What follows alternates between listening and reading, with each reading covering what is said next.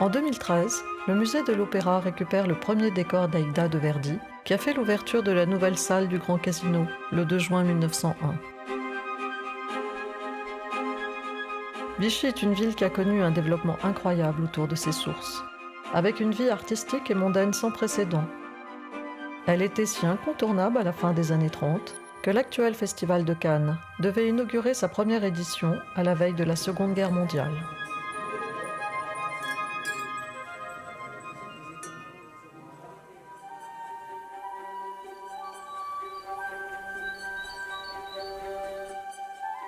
La première description des eaux de Vichy date de 1636.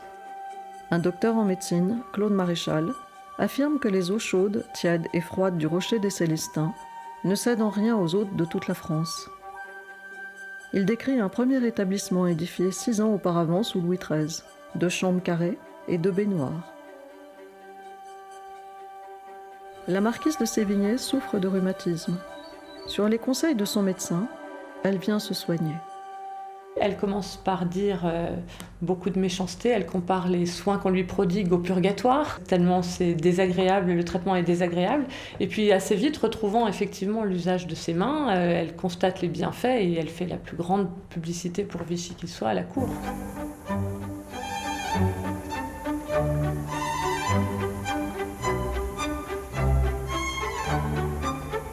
Pa, pa, pa, pa.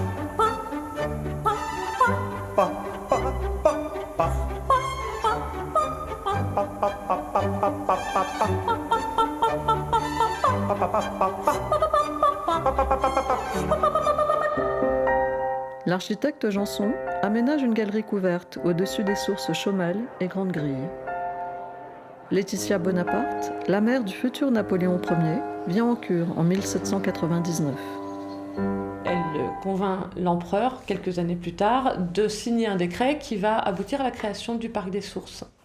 Un lieu de promenade aménagé, et ça va devenir le lieu mondain par excellence. C'est-à-dire que non seulement c'est le lieu de promenade, mais c'est aussi le lieu où il faut voir et se faire voir.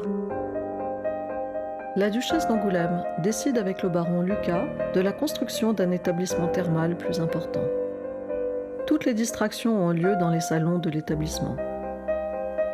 Faute de place, on l'agrandit en 1821. Et on ajoute une rotonde en 1846, consacrée aux grandes manifestations de musique et de bal. Vichy est devenu déjà une grande station thermale.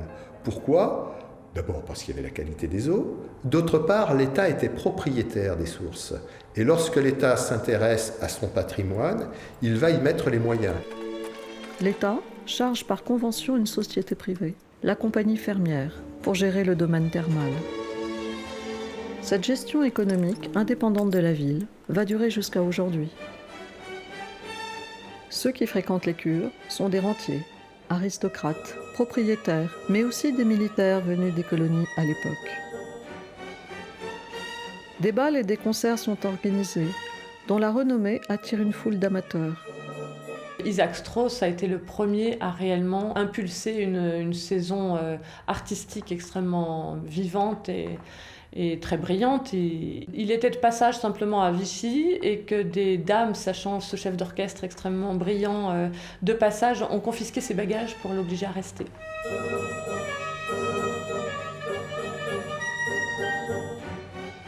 Quand on regardait ce qui se passait en France, le thermalisme était essentiellement du thermalisme médical, c'est-à-dire qu'on allait dans les stations thermales et on passait son temps à se soigner.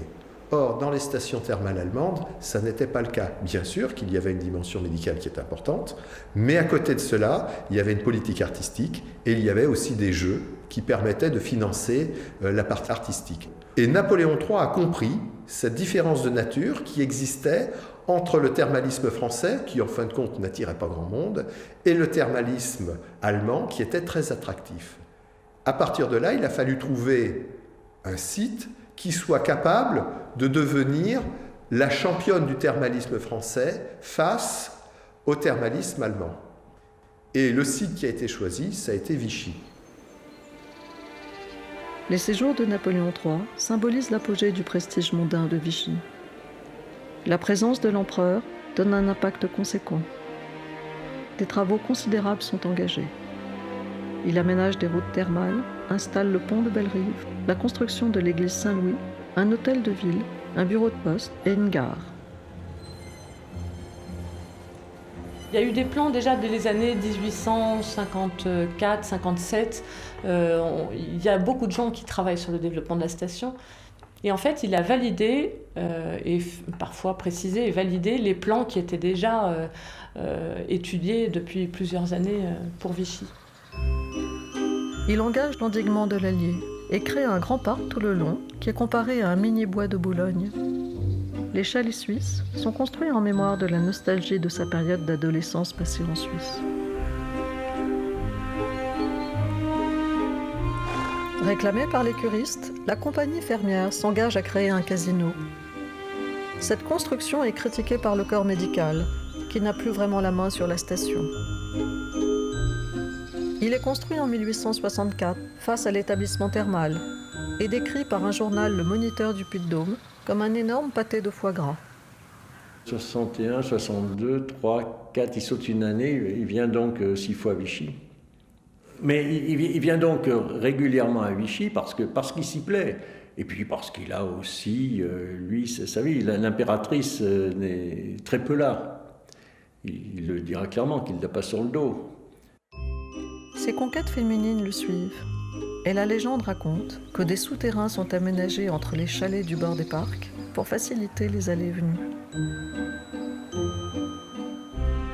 L'impératrice Eugénie décide également d'honorer la ville par sa présence. 10 000 personnes de toute l'Auvergne se bousculent à Vichy pour voir le couple impérial. La musique et les festivités durent plusieurs jours. Le nombre des curistes atteint 20 000 personnes par an.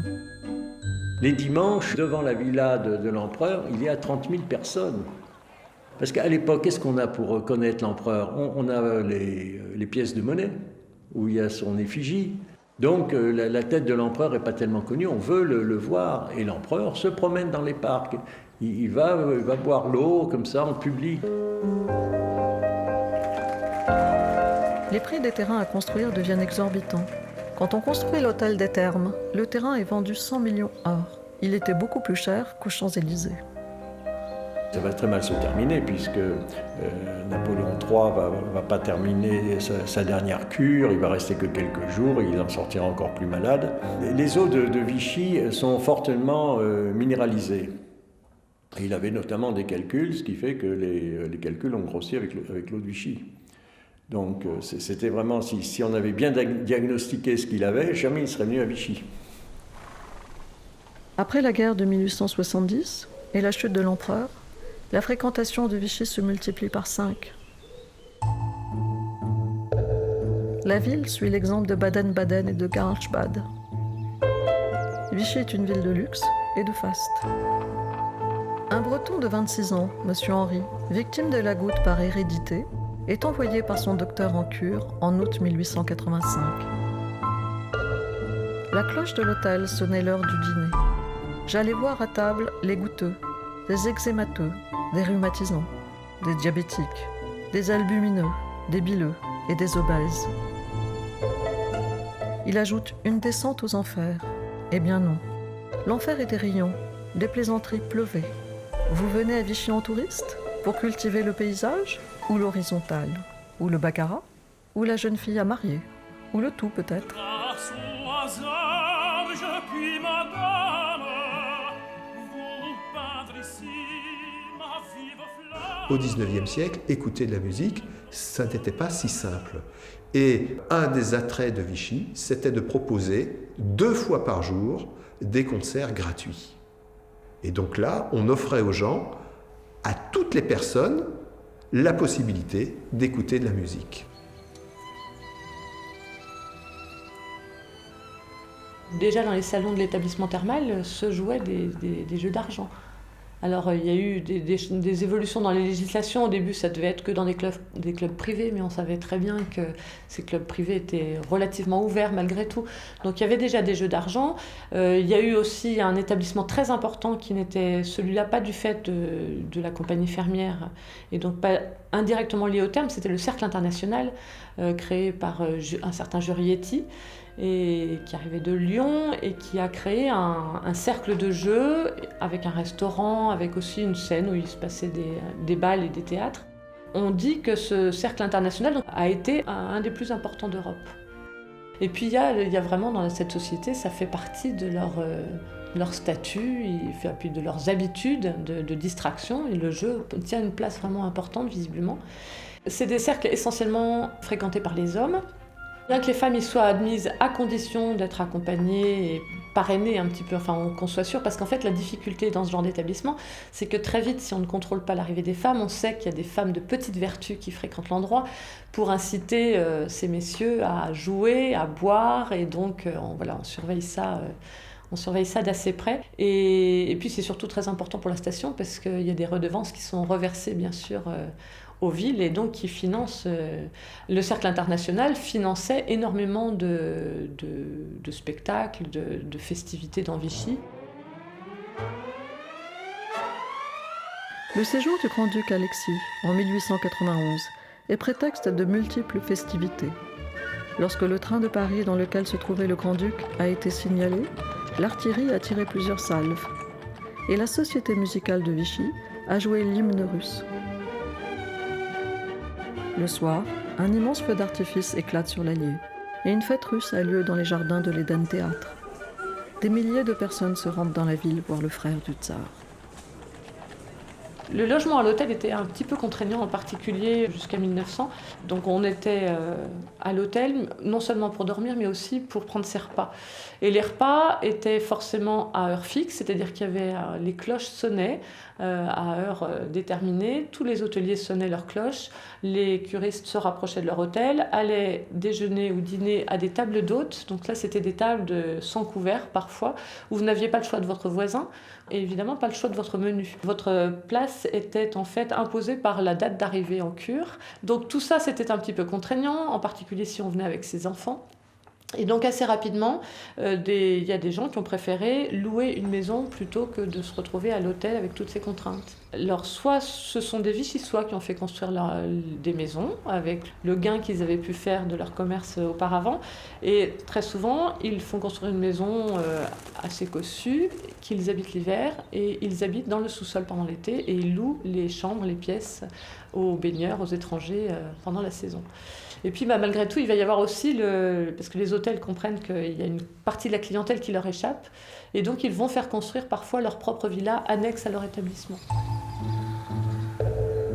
Les frères Goncourt sont intrigués par les rumeurs de la ville.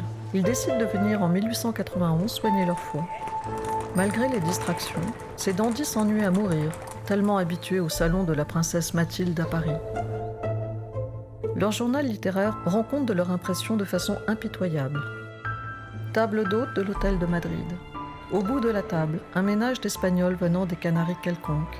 La femme, une vraie femelle, avec une tête de bonne sagesse, une peau café au lait, des bras comme des antennes de sauterelles, horriblement maigre, séchée, ratatinée sous son petit châle de petite fille kékadois, attachée à son cou par une grosse plaque ornée de la photographie de son mari. Plus loin, toute la palette des teints de la jaunisse et de la bile dans le sang, depuis la pâleur hépatique jusqu'au bronze vert, depuis le bronze vert jusqu'à la jaunisse nègre. Et tout autour du monde, de tout visage et de toute langue, tournent les automates du service. Un type se caloue, l'administrateur moderne, le faiseur du jour, l'Haussmann d'ici. Tout dans la main, les eaux, les bains, l'exploitation de toutes les sources, le casino, le théâtre, les concerts, l'imprimerie, le journal, tout un monde d'ouvriers. Des maçons jusqu'aux cartonniers de boîtes de pastilles. Une armée de 600 ouvriers, hommes et femmes. Les paysans l'appellent le Napoléon IV. Tout ce qui se passait à Paris, presque immédiatement, ça se passait à Vichy. Donc, en termes de mode, il n'y avait pas de différence entre Paris et Vichy. Mais à ce titre-là, c'est quand même très intéressant parce que Vichy apparaît comme une vitrine de ces modes et de ce monde parisien en fin de compte. Et vraisemblablement, ça a été un tremplin pour que des modes de vie véhiculés par Paris se diffusent très largement en province.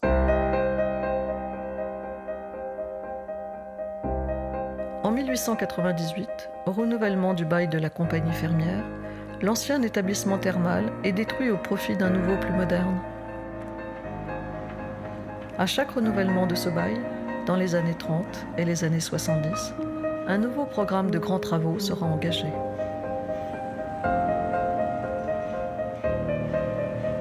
En 1900, une galerie couverte complète une longue promenade qui relie le pavillon des Sources au casino. Vichy remporte le titre de la reine des villes d'eau. La fréquentation de la ville d'eau a augmenté et très vite. Il y avait eu énormément de monde. On a été obligé aussi rapidement que possible de diminuer les abonnements de façon à ce qu'on puisse satisfaire davantage de clients. La compagnie réalise l'agrandissement du casino avec la construction d'un grand théâtre. La salle d'opéra est ornée d'un riche décor Art Nouveau. À l'époque, c'est la seconde salle après l'Opéra Garnier à Paris. Elle est inaugurée par Aïda en 1901. L'écrivain Valéry Larbaud parle d'une ville qui ne daigne exister que lorsque l'existence est bonne. Elle s'éveille au printemps et vit tout un été à l'ombre des platanes. On s'y croirait à l'étranger. Dans les rues, les gens parlent des langues inconnues. La nuit, dans les casinos splendides, on voit passer des femmes aux bras nus enrubannés et dont le corps délicat est couvert d'un amoncellement de fleurs, de bijoux et de satin. Les frères Lumière, lorsqu'ils mettent au point leur technique de cinéma, l'année suivante, ils sont à Vichy. Ils viennent filmer les répétitions du théâtre, par exemple. Et même, on fait une innovation. C'est-à-dire qu'on va prendre l'orchestre du casino, les frères Lumière vont projeter leur film, et l'orchestre du casino va jouer en même temps que le film. Que chaque fois qu'il y avait quelque chose qui était nouveau, on peut être sûr que l'année ou l'année suivante, cette pièce allait être jouée. Pendant la saison jusqu'en 1914, on va donner 700 représentations de 85 œuvres lyriques différentes. Le répertoire est classique, mais fait la part belle à des créations dirigées par des compositeurs comme Saint-Saëns, Vincent d'Indy, Massenet et Charpentier.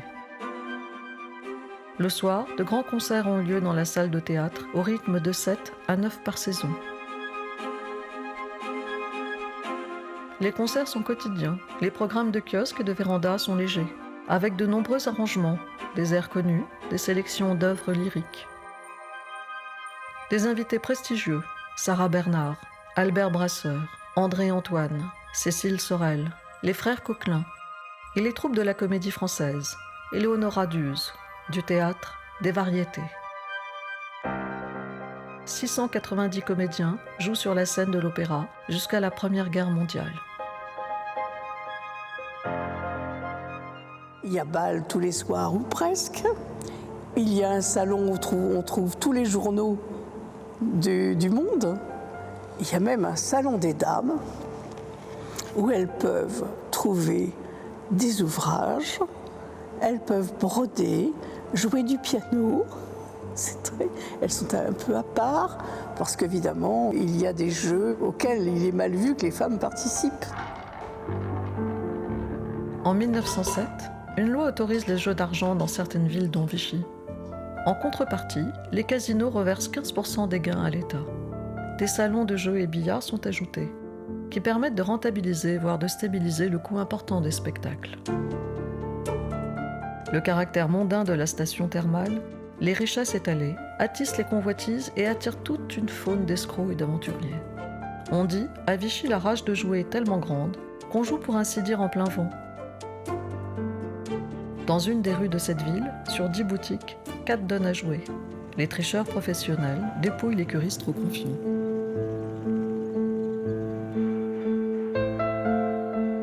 pisteuse, souvent une charmante jeune fille, s'installe dans le train en direction de Vichy. En utilisant tous les artifices de la séduction, la pisteuse n'a de cesse de convaincre ses pigeons que son hôtel est le meilleur et le plus confortable de la station. Nombre de curistes ont ainsi détourné de leur hôtel, initialement réservé. Comme les papillons de nuit, la prostitution était très présente. On l'aperçoit très bien. Alors il y a évidemment les registres de police dans les archives qui sont très précis là-dessus. Et puis même à travers la presse locale, se fait l'écho de cette présence qui n'est pas évidemment du goût de tout le monde. Et en particulier les architectes voient ça d'un très mauvais œil. Parce que quand un Antoine Chanet, par exemple, décide de lotir la rue de la Paix, qui est à 2 pas des établissements thermaux, il construit toute une série de villas dans les années 1900. Et il constate très vite qu'il y a les souteneurs qui installent leurs filles dans ces maisons et ça déprécie considérablement le marché. Donc il y a des menaces de duels, enfin, il y a des bagarres de rue qui sont provoquées entre architectes et souteneurs. Le Shah de Perse, Moussafer Endin, vient en cure à Vichy une quinzaine de jours. Il séjourne au nouvel hôtel Guillermin. Il est accompagné de 2 petits princes et de son grand vizir. En 24 heures, des trains amènent des foules de curieux de toute la région pour l'acclamer. Le Shah assiste à une représentation de la troupe de Buffalo Bill, avec 800 hommes et 500 chevaux. Elle réunit 15 000 spectateurs qui découvrent le calumet de la paix, l'attaque de la diligence par les Indiens, toute une vision de l'Amérique et de la conquête de l'Ouest. Le Shah assiste aussi à des représentations dans la nouvelle salle de l'opéra. Il est reçu à la mairie de Vichy et les journaux de l'époque tiennent compte de ses moindres faits et gestes. Les caprices du Shah le rendent populaire. La Perse devient à la mode. Il est connu pour un sans-gêne sans retenue dans les appartements qu'il occupe. Dès son départ, les employés se précipitent dans la suite pour désinfecter les lieux. Le Shah avait coutume de prendre pour toilette rideaux, tapis, coins de mur. La ville devient incontournable. Vichy accueille environ 40 000 curistes. Les célébrités se succèdent. Louis Pasteur, Jules Ferry, le président Félix Faure.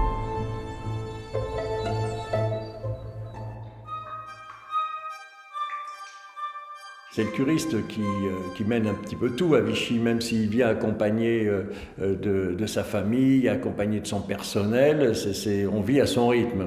Alors on se lève tôt le matin, en général les soins sont à 6 heures et même avant, en période où il y a beaucoup de monde, on a été même obligé, il y a eu un règlement parce que bien sûr le personnel des bains a commencé à se plaindre, il y a eu un règlement comme quoi on ne devait pas commencer les soins avant 3 heures du matin. Bon, alors la vie est un peu décalée à ce moment-là. On va manger vers 11 heures le matin et 6 heures le soir. C'est un autre rythme de vie. Et même si on va au spectacle, tout le monde est couché à 11 heures. En 1909 a lieu la première bataille des fleurs, une manifestation populaire qui va durer jusqu'aux années 60, avec les concours d'élégance automobile. L'année suivante, le nombre de visiteurs atteint 100 000. Toutes les classes sociales y accèdent et séjournent du très grand hôtel de luxe aux chambres d'hôtes.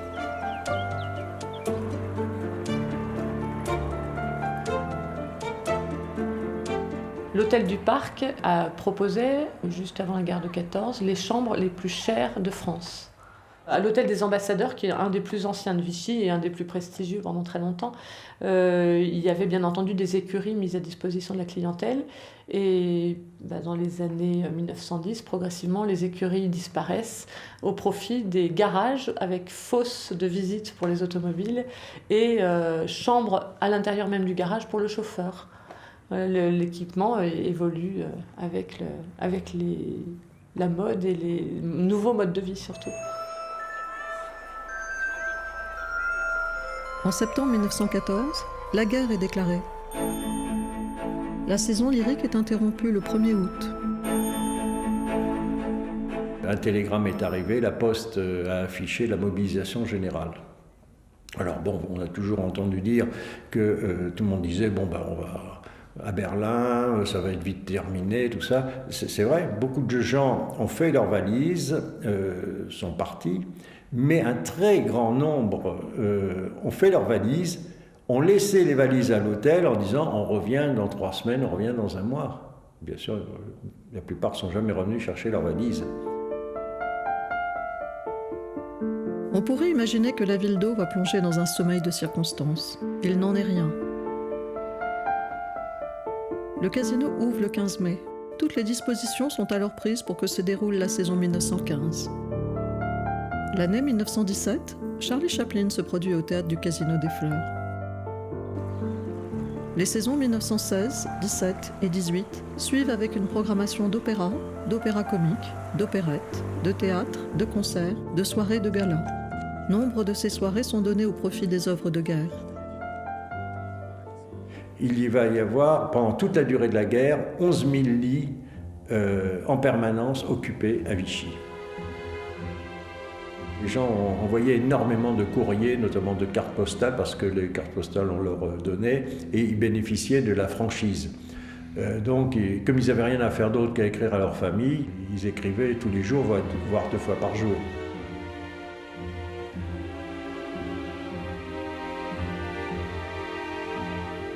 L'armée payait très facilement aux industriels tout ce qui était lié à l'armement, par exemple. Mais par contre, lorsqu'il fallait payer les services, notamment l'hébergement des soldats blessés dans les hôtels, l'armée se faisait un petit peu tirer l'oreille.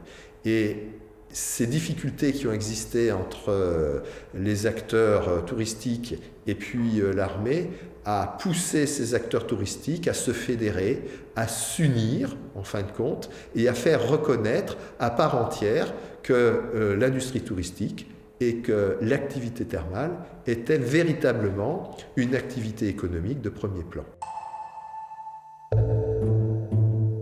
Après les horreurs de la Grande Guerre, le désir de divertissement est considérable.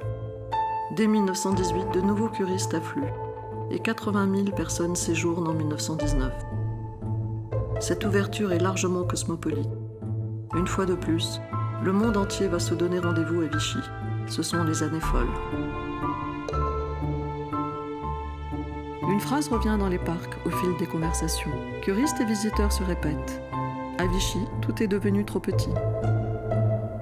Les constructions qui avaient été prévues en 1900, en 1920, dès les années 1920, se sont révélées complètement insuffisantes. C'est-à-dire qu'on savait qu'on n'allait pas pouvoir accueillir tout le monde à Vichy.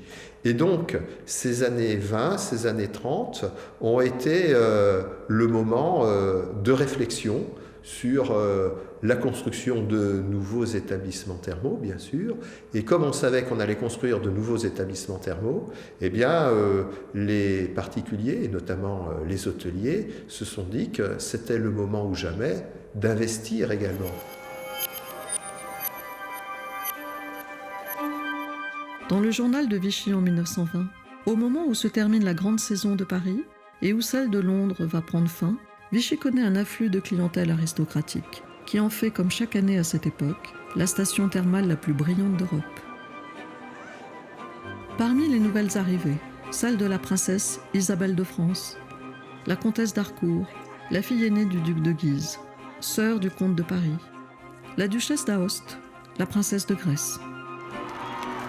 Charlot revient en 1922, au casino de Cussé, proche de Vichy. Songez que dans les années 20, il y a 7 théâtres différents à Vichy. Alors, dans les années 30, un peu moins, il y en a qui ont fermé. Mais ceux qui fonctionnent avec le plus d'intensité, c'est le théâtre du Grand Casino et le théâtre des Fleurs. 130 œuvres lyriques sont données en 1200 représentations dans un répertoire traditionnel. Opéra français, italien, allemand. Les artistes viennent de partout, de la France et de l'étranger. La vie artistique et les divertissements ne sont pas le monopole du casino parce qu'il y a beaucoup d'autres salles de spectacle. Il y a le Casino des Fleurs qui prend la suite de l'Eden Théâtre qui avait été construit dès 1880.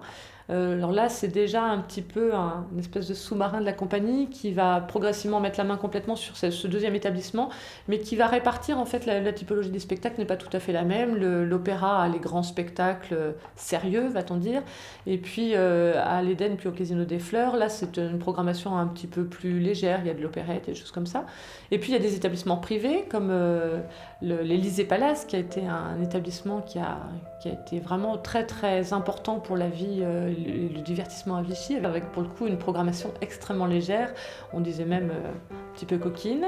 Il y a eu le Petit Casino aussi qui a été très important. Alors là, la publicité dit même que c'est des spectacles pas pour les jeunes filles, c'est vous dire si c'était coquin. Le nouveau directeur de la compagnie fermière, Georges Bonny de Saint-Marceau, parent d'Arthur Callou, va consacrer sa vie à valoriser la reine des villes d'eau. Grâce aux relations que sa mère entretient dans son salon parisien, Georges Bonny attire à Vichy de grands musiciens comme Ravel et Richard Strauss.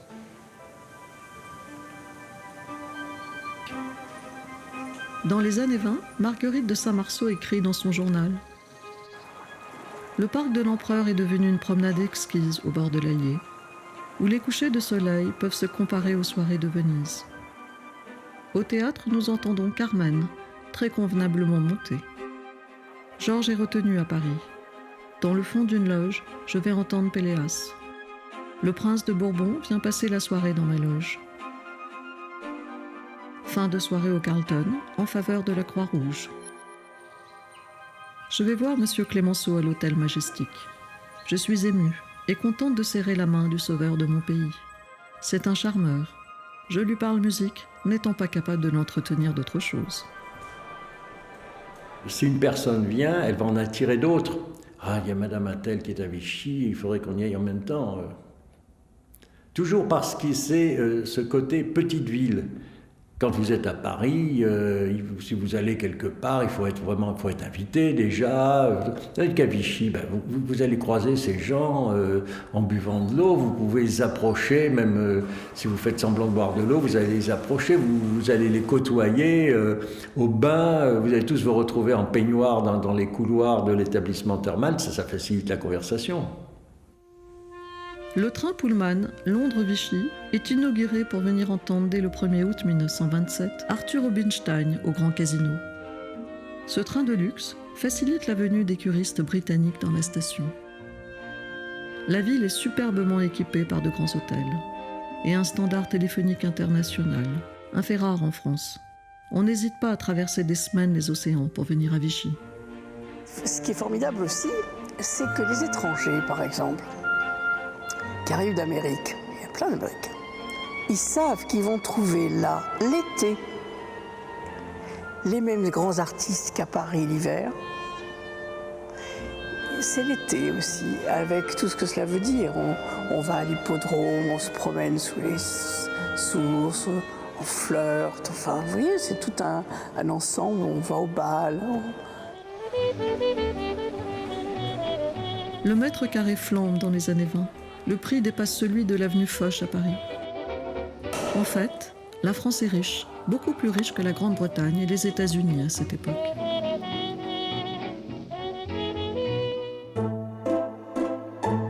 L'ex-roi du Maroc, Moulay Hafid, vient en cure en 1929. Il est très apprécié pour sa générosité. Il distribue des pièces d'or à son effigie aux passants qu'il croise lors de ses promenades dans les parcs. Moulay trouvait les jupes des dames trop étroites et leurs chapeaux trop volumineux. Il est pourtant sensible au charme des actrices en représentation. Victor Léger, le maire de l'époque, a du mal à le convaincre que les mœurs françaises sont différentes des coutumes marocaines en matière de séduction.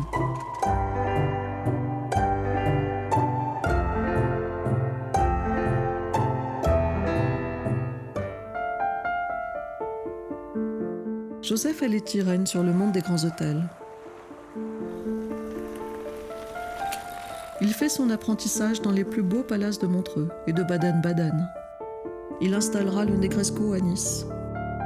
Apprécié pour sa rigueur, sa culture et son expérience, il est l'artisan de la mise en place des palaces de Vichy. C'est quelqu'un qui a une autre carrure, une autre expérience, qui a compris ce qu'était le tourisme national et même le tourisme international, qui a des établissements en France, à Vichy, mais sur la Côte d'Azur, à Alger. Et donc, forcément, sa vision, c'est une vision très pointue. Par exemple, l'aviation s'installe à Vichy grâce à Aletti. Si on construit un aérodrome, c'est Aletti qui est derrière et qui a compris que c'est un nouveau moyen de transport au même titre que la voiture. Et il va poursuivre toujours cette influence après-guerre. C'est grâce à lui qu'on va installer un sporting club avec golf et tennis. C'est lui qui va comprendre que dans les hôtels, si on veut être une ville de cure, on peut présenter de très beaux menus, pas toujours très diététiques, mais à côté de ça, il va mettre en place des hôtels avec une diététique, ce qui était complètement innovant à cette époque. La ville fait travailler beaucoup de monde. Les petits personnels des hôtels, du théâtre, des jeux se comptent par milliers. Il n'est pas rare que le personnel parte ensuite faire la saison sur la Côte d'Azur. Tout se faisait à la main à l'époque. Donc il fallait beaucoup de personnel à ce niveau-là.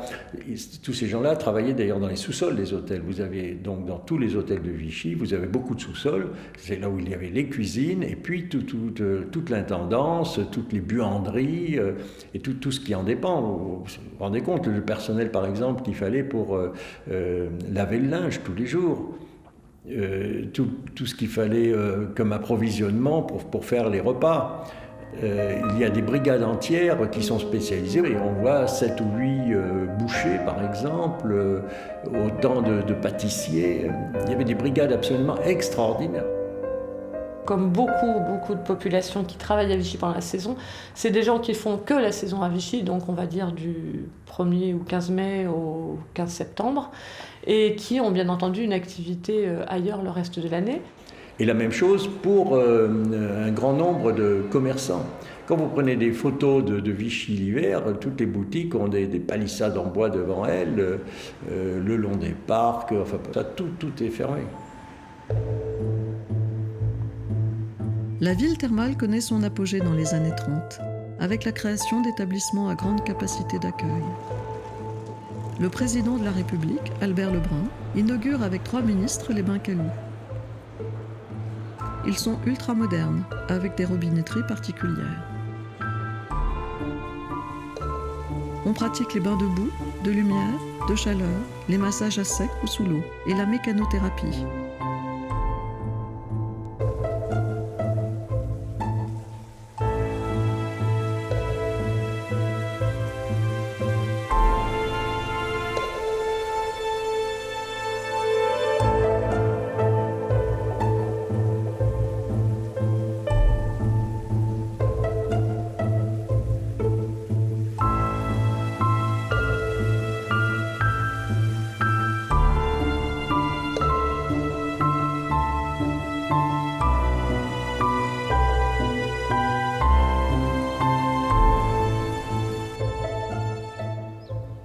La médecine thermale commence à se rationaliser. On essaye de comprendre plus finement la mécanique médicale des eaux minérales. Et donc, les publications sortent de plus en plus. À Vichy, on se dote d'un laboratoire d'hydrologie qui publie, avec parfois des publications assez poussées, sur les phénomènes qui peuvent intervenir dans le fonctionnement de l'eau minérale dans le corps. Quand on regarde le fonctionnement économique d'une station thermale, il y a quand même 2 périodes assez bien tranchées. La première période, c'est ce qui correspondrait à tout ce long 19e siècle, où finalement les coûts sont maîtrisés. Je ne dis pas qu'on gagne beaucoup d'argent avec le thermalisme, mais finalement on arrive à maintenir un équilibre financier. Et surtout, le secteur qui permet de gagner de l'argent, c'est le secteur de l'embouteillage.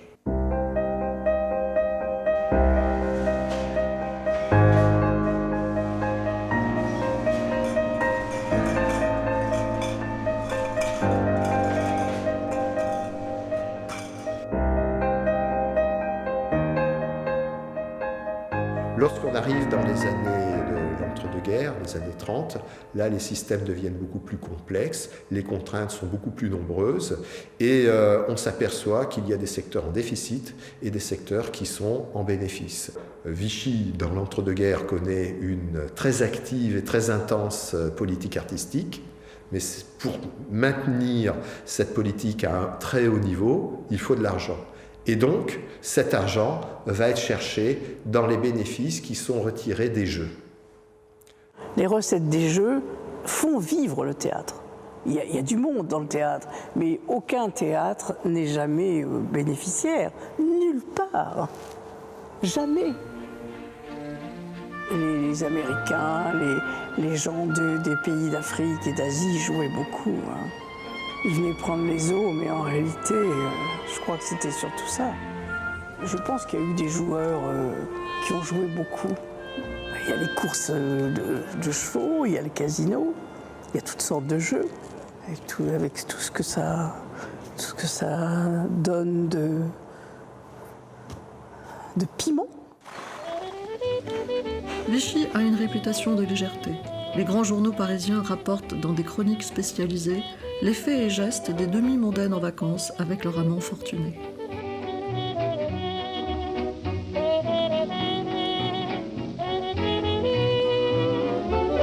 Voulez-vous danser, madame? C'est le jeu le plus charmant pour juger de l'état d'âme de votre futur amant. S'il piétine ou s'il vous serre, vous devinerez bien sûr qu'il a tout pour vous déplaire ou qu'il est un peu trop mûr. Le jazz est là, je sens déjà que son air vous entraîne. Venez, venez sans hésiter.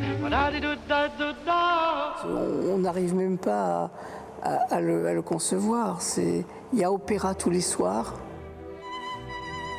Certainement, c'est le moment de la plus grande prospérité de la ville d'Eau, avec un orchestre de 100 musiciens présents de juin à septembre.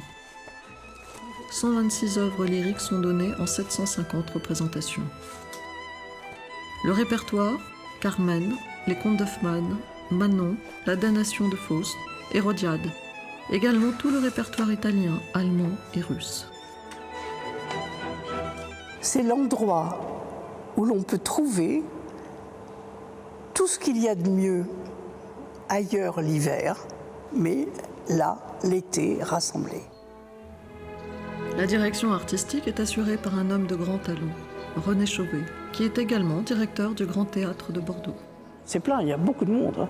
Alors il y a tenue obligatoire, hein, c'est smoking. Hein. Et il y avait des gardes à l'entrée du casino avec un uniforme, j'allais dire, de garde d'opérette. Vous savez, le bleu, un certain bleu avec un peu de rouge, etc.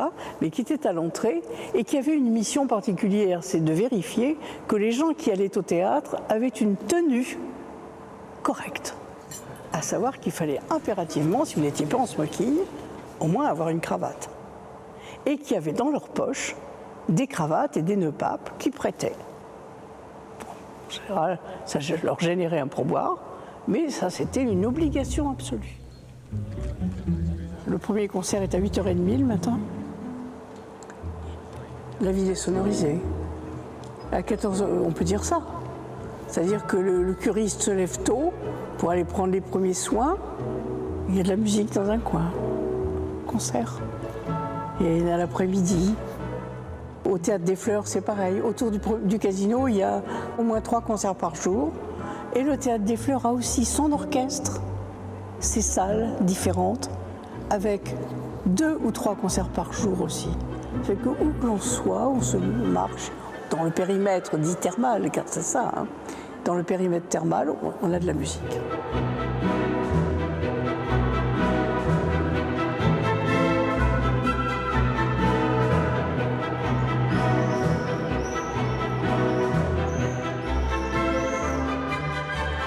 Les personnalités n'en finissent pas de se croiser à Vichy, jusqu'à la prochaine guerre. Le roi de Roumanie, le roi Faisal d'Irak, le roi Manuel du Portugal, le sultan du Maroc, Farouk, roi d'Égypte, des vedettes de cinéma, Cécile Sorel, Mila Parilli, Madeleine Renaud, Jeanne Reinhardt, Denise Gray, Louis Verneuil, Elvire Popescu, Joséphine Baker, Ray Ventura et son célèbre « Tout va très bien, Madame la Marquise ». Allô? Allô, James, quelle nouvelle? Absente depuis 15 jours. Au bout du fil, je vous appelle. Que trouverai-je à mon retour? Tout va très bien, madame la marquise. Tout va très bien, tout va très bien. Pourtant il faut que l'on vous dise, on déplore un tout petit rien, un incident, une bêtise, la mort de votre jument grise. Mais à part ça, madame la marquise, tout va très bien, tout va très bien. Le bey de Tunis vient passer 3 jours. Son Altesse arrivera directement de Paris le 19 dans la soirée. Elle a exprimé le désir d'être reçue officiellement. Son Altesse a demandé également à voir un feu d'artifice sur l'Allier. 20h30, dîner au casino, soirée de gala, on joue Aïda.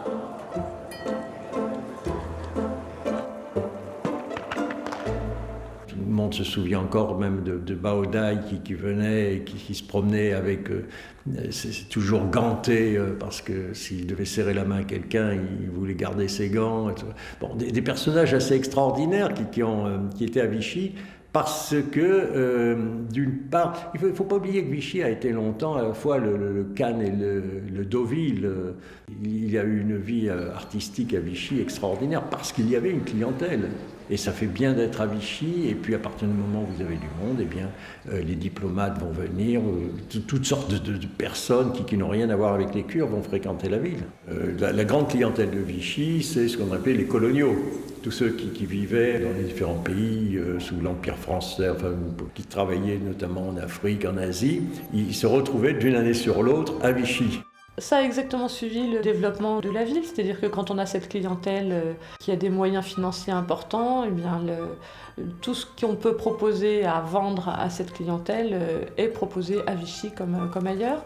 On a eu par exemple les bijoutiers Van Cleef et Arpels qui se sont installés pendant quelques années à Vichy, la maison Gaucheran qui avait également des succursales sur la côte, la maison Vuitton qui a eu pendant longtemps un magasin à l'hôtel du Parc. C'est également les grands magasins, alors qu'on n'était pas du tout au départ taillé à Vichy pour avoir ce type d'équipement, puisque les grands magasins se développent dans les grandes villes.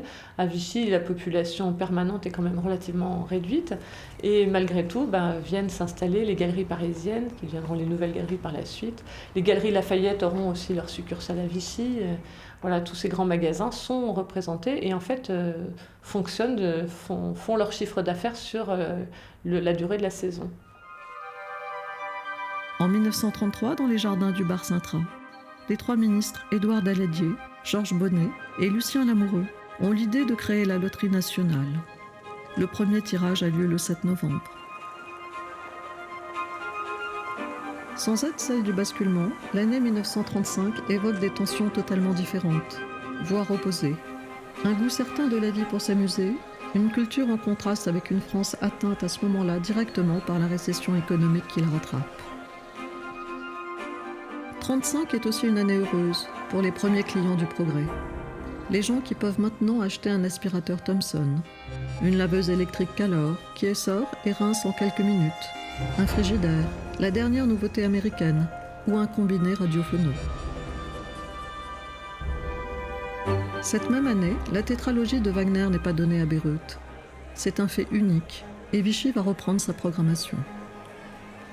Avec des artistes de Bayreuth, avec le chef d'orchestre Elmendorf, avec des gens qui chantent à Bayreuth comme Marjorie Lawrence, etc. Et on va avoir les 4 représentations de l'anneau du Nibelungen de Wagner. C'est tout à fait incroyable. On a également la Scala de Milan qui vient en qualité. Des gens comme Thomas Beecham, Ansermet, Cluitens, c'est les plus grands chefs de l'époque qui sont là. Une publicité bien organisée incite les amateurs de Wagner à se rendre dans la station thermale où le programme sera complet. Le succès est considérable. On joue à guichet fermé. Des galas italiens et des œuvres de Verdi, Puccini, avec les artistes de la Scala de Milan, complètent le programme. Le 4 septembre, Richard Strauss préside un congrès international qui réunit 17 pays et 78 compositeurs. Ce congrès est placé sous le patronage de Pierre Laval, président du Conseil et ministre des Affaires étrangères. Le débat porte sur le droit moral des compositeurs, l'enseignement de la musique, le rôle de la radio et la création d'archives internationales de la musique contemporaine. Autour de ce congrès, qui est une première, va avoir lieu un brillant festival avec des compositeurs comme Ibert, Bachelet, Milhaud et Strauss bien sûr, qui dirige son opéra Salomé au Grand Casino.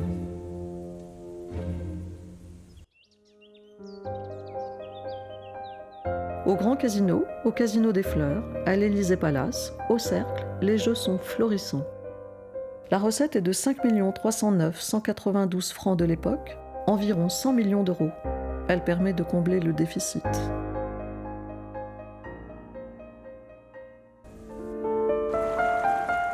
La station engage en permanence des modifications architecturales. On accorde de plus en plus d'importance au sport, ceux qu'on pratique comme le tennis, la natation, le golf, le tir au pigeon et la gymnastique. Une quantité impressionnante d'hommes d'État. Vous savez, les députés, les sénateurs, les ministres, le gouvernement, ils viennent à Vichy l'été. Alors, il y a aussi tous les ambassadeurs étrangers, des hommes d'État étrangers, comme par exemple le maire de New York. Des grands hommes d'affaires comme Simon Guggenheim. Il est à Vichy pour faire sa cure dans les années 30. Les grands bourgeois, par exemple ceux qui viennent avec leurs écuries, comme les Rothschild. Alors il y a aussi des petits commerçants, il y a toutes les classes sociales véritablement. Puis il y a aussi des gens célèbres, des artistes. Il y a quelque chose de très impressionnant aussi dont il faut se rendre compte. C'est cette société qui est vraiment multiple et vraiment mêlée. Au bout du compte, ils boivent à la même source. Regardez comme c'est important ça. Alors bien sûr, les divertissements ne sont pas tous les mêmes pour tout le monde. Les choix sont... Mais il y a quelque chose, il y a l'eau qui réunit tous ces gens-là.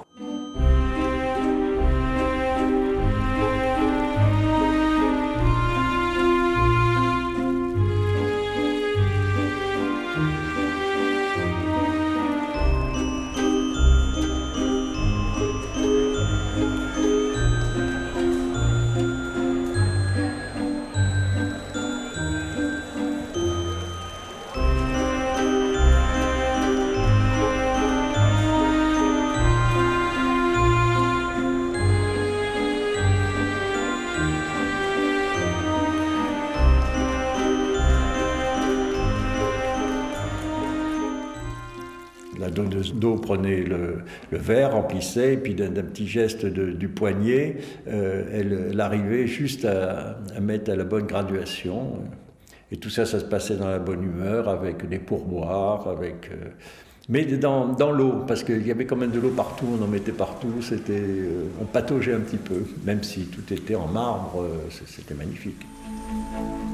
En 1936, le Front populaire remporte les élections. Dans l'Allier, c'est un carton plein, avec 6 députés SFIO. Un stand pour le tir au pigeon vivant ouvre ses portes. C'est le seul établissement de ce genre qui existe en France avec Monaco. De nouvelles distractions sont inventées. Matchs de rugby, courses cyclistes, fête de l'amitié franco-suisse, concours d'élégance. Partir en vacances n'est plus seulement l'apanage de l'aristocratie ou des industriels. Le thermalisme obtient un succès croissant. Et dorénavant, aller au zoo est un fait de société. On voit une pointe dans les fréquentations de Vichy. Donc, ces lois sur les congés payés ont aussi, peut-être même d'une façon assez populaire, une incidence sur la fréquentation de Vichy. De riches Égyptiens viennent toujours en cure à cette époque, dont Fouad Ier, roi d'Égypte, la reine-mère Nazli et toute la famille royale. Il y avait tellement d'Égyptiens que l'on disait que c'était le Nil et non pas l'Allier qui baignait Vichy.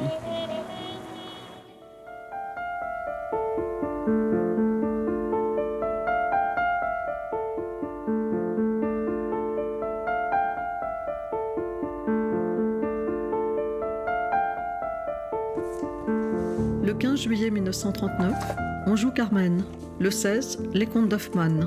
Le 17, Orphée. Le 18, les Valses de Vienne. Le théâtre du Grand Casino propose une trentaine d'œuvres lyriques, reprises plusieurs fois, avant que la déclaration de guerre ne mette un terme à la saison.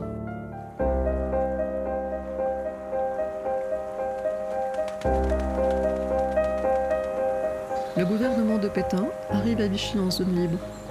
Le maréchal est âgé de 84 ans. Le choix de Vichy tient entre autres à ses capacités hôtelières et à la poste ultramoderne. C'est dans la salle de théâtre du Casino que se déroule le vote des parlementaires, modifiant la Constitution. Ces derniers accordent au gouvernement présidé par Pétain les pouvoirs constituants. Le 11 juillet, le maréchal s'octroie tous les pouvoirs. Ce coup d'État sonne la fin de la Troisième République. La Société du Casino espère qu'une saison puisse avoir lieu en 40, avec des moyens réduits, comme pendant la guerre de 14-18. Mais les jeux sont interdits et aucune recette assurée. Elle n'organise plus aucun spectacle jusqu'à la Libération, et son contrat de gérance est dénoncé fin 41.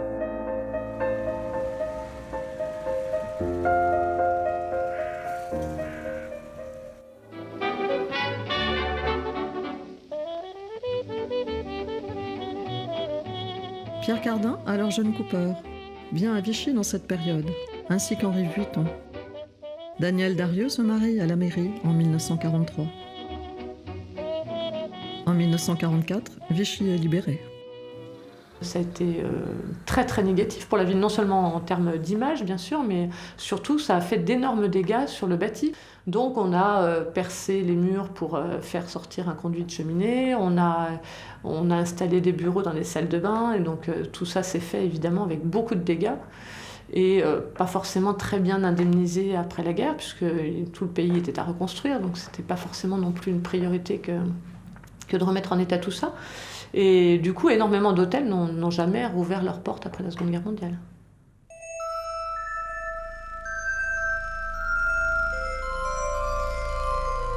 La compagnie fermière décide de relancer les saisons comme pendant les années 30.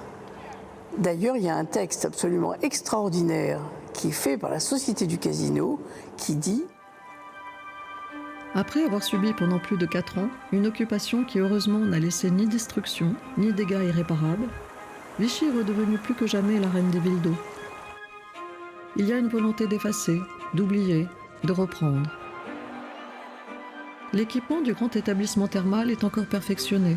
Les théâtres d'opéra, de comédie et de cinéma retrouvent le rythme de leur représentation quotidienne. La saison 1946 est marquée par la création de nouveaux décors, de Faust et Mireille, et par des spectacles chorégraphiques. Cette année voit monter Lohengrin, Péléas et Mélisande, Louise et Don Quichotte. Tout le personnel est à nouveau engagé, chanteurs, choristes, musiciens, décorateurs, machinistes, électriciens.